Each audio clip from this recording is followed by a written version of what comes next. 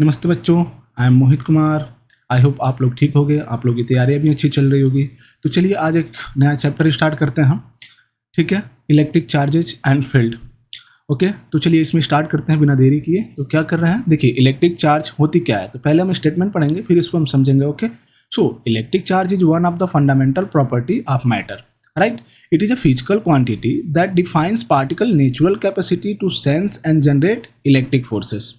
ठीक है, तो देखिए क्योंकि इलेक्ट्रिक चार्ज हमारा फंडामेंटल प्रॉपर्टी ऑफ मैटर है, तो इसकी मिनिमम वैल्यू तो होगी ना।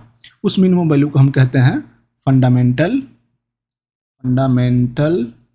Charge unit. ठीक है, और इसको डिनोट किससे करते हैं हम, ई से। और इसकी न्यूमेरिक वैल्यू होती है 1.6 इंटू 10⁻⁻19 कूलम।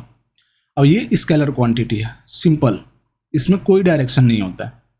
ओके, देखिए अब मान लीजिए हमारा एटम है, और एटम के अंदर क्या होता है, न्यूक्लियस होता है, न्यूक्लियस के बाहर ऑर्बिट होते हैं, और उसमें इलेक्ट्रॉन होता है, राइट। ये समझ में आ रहा है। तो देखिए जो इलेक्ट्रॉन जो होता है ना, वो हमारा नेगेटिव चार्ज कैरी करता है, ठीक है, और प्रोटॉन हमारा पॉजिटिव चार्ज कैरी करता है, राइट। और न्यूट्रॉन हमारा न्यूट्रल होता है, तो जीरो चार्ज होगा इसके लिए। अब इनकी वैल्यू कितनी होती है, देखिए सबसे छोटी वैल्यू तो हमारी यही है ना, तो वैल्यू भी हमारी यही होगी। अब चूंकि इलेक्ट्रॉन है तो इसकी नेगेटिव होगी, सेम वैल्यू नेगेटिव होगी, 1.6 इंटू 10⁻⁻19 कूलम। प्रोटॉन के लिए भी सेम चार्ज है, बट वैल्यू हमारी क्या होगी, पॉजिटिव होगी, राइट, -19 कूलम। और इसके लिए तो जीरो आपको पता है, राइट। देखिए कह रहे हैं ना कि ये सेंस भी करता है और जनरेट भी करता है इलेक्ट्रिक फोर्सेस।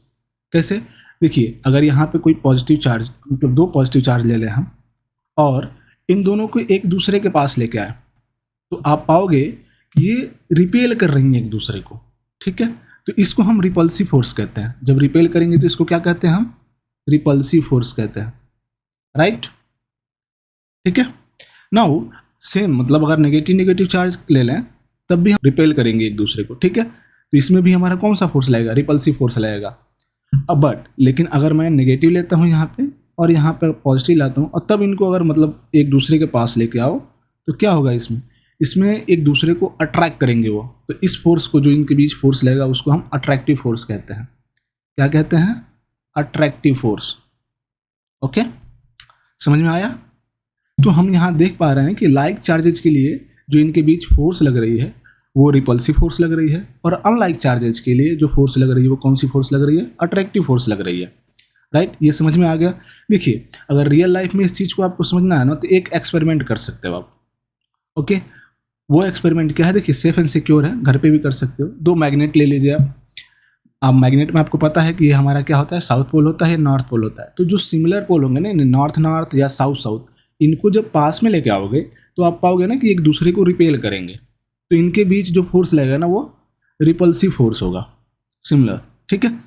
सिमिलरली अगर तुम उसी मैग्नेट को, मतलब पोलैरिटी जो है ना, वो अपोजिट कर दो, एक की तरफ क्या कर दो आप, साउथ कर दो, एक की तरफ नॉर्थ कर दो, फिर लेके आओ, तो आप पाओगे कि इन दोनों के बीच ये एक दूसरे को अट्रैक्ट कर रही हैं, इनके बीच अट्रैक्टिव फोर्स लग रहा है, ठीक है। तो सिंपल सा एक्सपेरिमेंट आप घर पे कर सकते हो। तो okay, property of electric charge. तो देखिए पहला जो प्रॉपर्टी है वो क्या है, कंजर्वेशन ऑफ चार्ज है।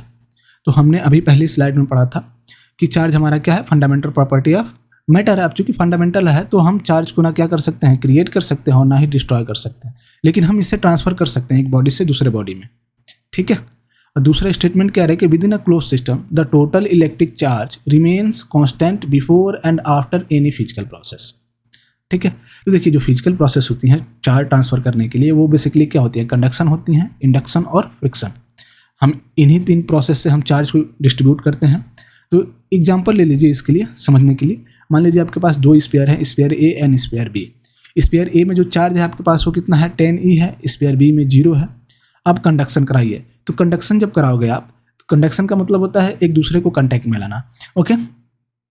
तो आप देखिए जैसे कंडक्शन कराओगे तो चार्ज ए से, मतलब स्फीयर ए से जो चार्ज होंगे वो स्फीयर बी में जाना स्टार्ट करेंगे, और वो तब तक जाएंगे जब तक कोई इक्विलिब्रियम में नहीं पहुंच जाएंगे। जब इक्विलिब्रियम में होगा तो दोनों में चार्ज क्या होगा, सेम होगा।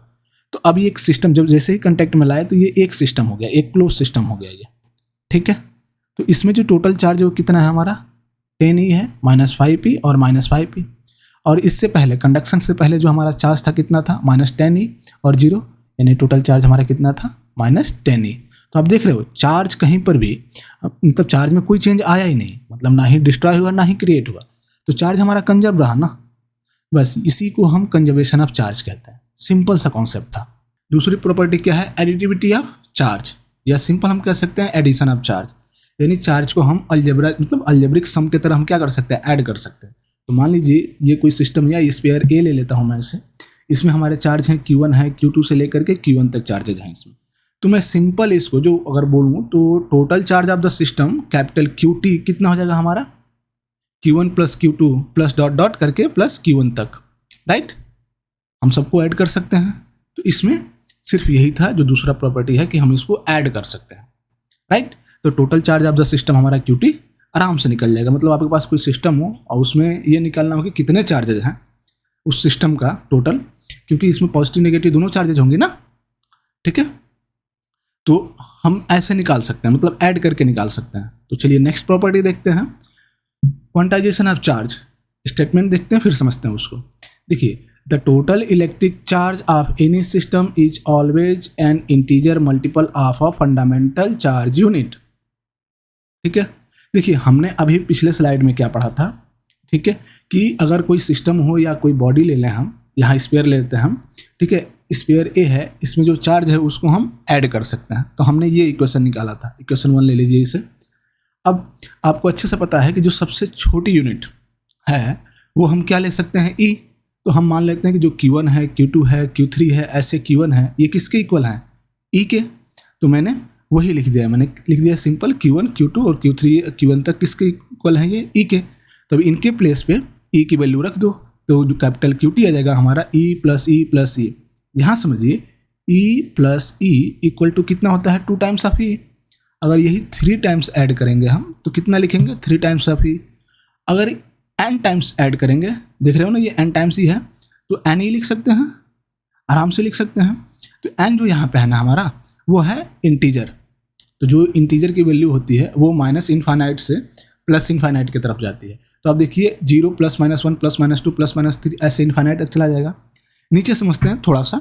देखिए इंटीजर का ये सेट लिखा है मैंने, माइनस इनफाइनाइट से आ रहा है, -3 -2 -1, 0 +1 +2 +3, यानी प्लस इनफाइनाइट की तरफ जा रहा है ये।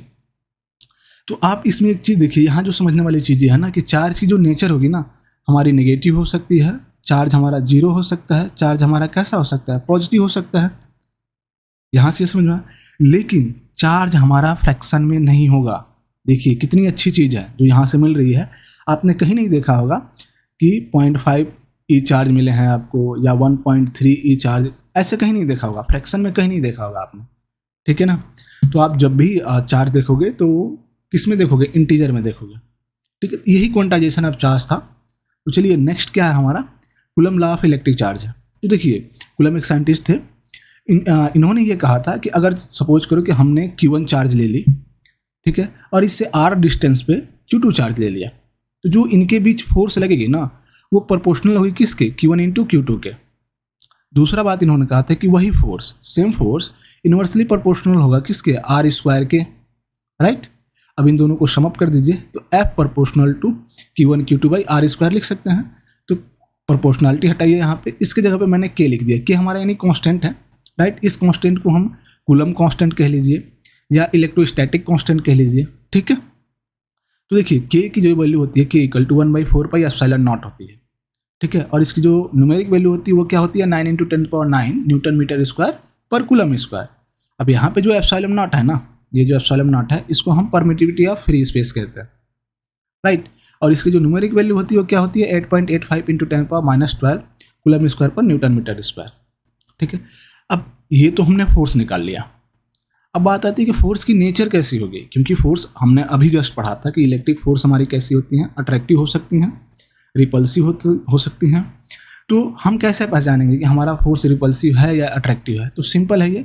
देखिए अगर फोर्स हमारा पॉजिटिव आता है, ठीक है, तो ये हमारा कौन सा होगा, रिपल्सिव, ठीक है, रिपल्सिव फोर्स होगा। अगर फोर्स की वैल्यू नेगेटिव आती है देन ही हमारा कौन सा फोर्स होगा, अट्रैक्टिव फोर्स होगा ये, राइट, सिंपल है। ओके, चलिए इस पे एक क्वेश्चन देख लेते हैं, ठीक है ना। ये 2010 में आया था AIPMT में, अब जो कि अभी नीट के नाम से जाना जाता है। बहुत ही प्यारा क्वेश्चन है, इसमें 2 फार्मूले जो हमने अभी पढ़े हैं दोनों का यूज है इसमें, तो मैंने कहा ये एक इंपॉर्टेंट क्वेश्चन है, आपको देना चाहिए। 2 positive ions each carry a charge Q are separated by a distance D if capital F is the force of repulsion between the ions. तो पूछ रहा है कि the number of electron missing from each ions. Simple है, तो देखिए इनके बीच जो फोर्स लगेगी वो F लगेगी। F इक्वल टू हमें पता है 1/4 pi epsilon not, repulsion force कर रहा है, ठीक है। तो आप देखिए Q1 Q2 by R square होता है, तो जो आयंस है हमारा क्या है, पॉजिटिव है, उनकी वैल्यू दे दी है Q, तो हम Q स्क्वायर लिख लेंगे यहाँ पे, ठीक है। और डिस्टेंस दे दिया है D, तो D स्क्वायर लिखेंगे। यहाँ देखिए Q इक्वल टू क्या होता है हमारा NE, तो Q के प्लेस पर रख दीजिए, तो F इक्वल टू क्या हो जाएगा हमारा 1/4 pi epsilon not dot N square E square by D square, simple. तो यहाँ से आप N की वैल्यू निकाल लीजिए, क्योंकि N यहाँ पे हमारा क्या है, नंबर ऑफ इलेक्ट्रॉन्स ही होती हैं, ओके। तो N स्क्वायर इक्वल टू क्या आ जाएगा हमारा F dot 4 pi epsilon not dot D square, ठीक है, बाई E स्क्वायर। समझ में आया आपको? यहाँ से N इक्वल टू निकाल सकते हैं हम, तो थोड़ा सा इसे अरेंज करेंगे हम, तो इन ब्रैकेट हो जाएगा हमारा क्या 4 pi epsilon not F D square लिख सकते हैं, is divided by E square, simple. तो आप देखिए कोई ऑप्शन है मैच कर रहा हो, तो ऑप्शन ए करेक्ट है, ठीक है। देखो बच्चों क्या है ना कि अगर आपको ये चीज़ें पसंद आए तो कम से कम लाइक और कमेंट कर दिया करो, क्योंकि ये हम मेरे लिए मतलब मोटिवेशन का कार्य करेगा।